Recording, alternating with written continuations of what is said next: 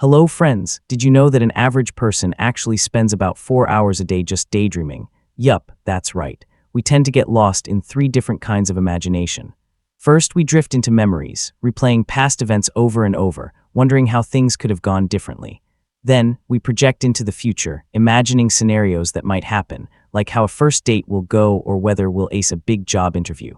Lastly, we zone out completely in the present moment, where we just kind of float around mentally, not really focused on anything specific, what some people call the empty box mode, where your mind hops from thought to thought without any clear direction.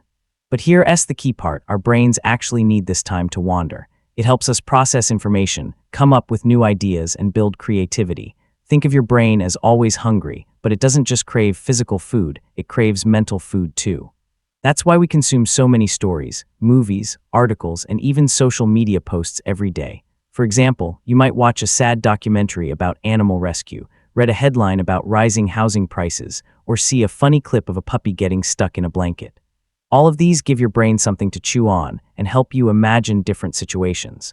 We don't just passively absorb this information, we turn it into mental movies that play inside our heads. And here's something fascinating: because we're so used to feeding our imagination, we start to seek out information that fuels it even more, things that make us guess, wonder, or debate.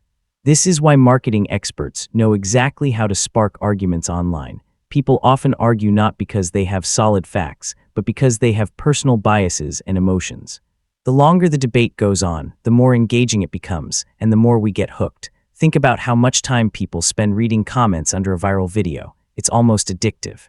Instead of trying a new pizza place themselves, they might spend hours scrolling through reviews, imagining what the experience would be like. It's like mental snacking. We get to taste the experience without actually doing it. This also changes how we connect with each other. In the past, conversations focused on politeness and keeping a respectful distance. Nowadays, people value stories and imagination more.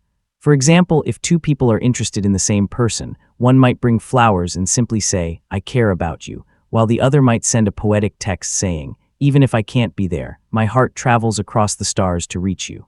You'd think the first person would win because of the tangible effort, but often, the poetic one leaves a stronger impression because it sparks imagination. Or say you meet a friend and tell them, "I really appreciate you, let's hang out again soon."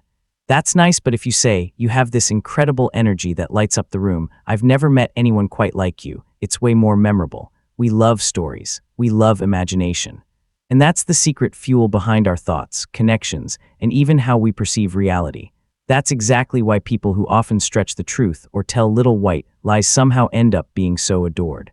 It's not because we truly believe every word they say, but because their stories spark our imagination and make us feel special, inspired, or seen in a magical way.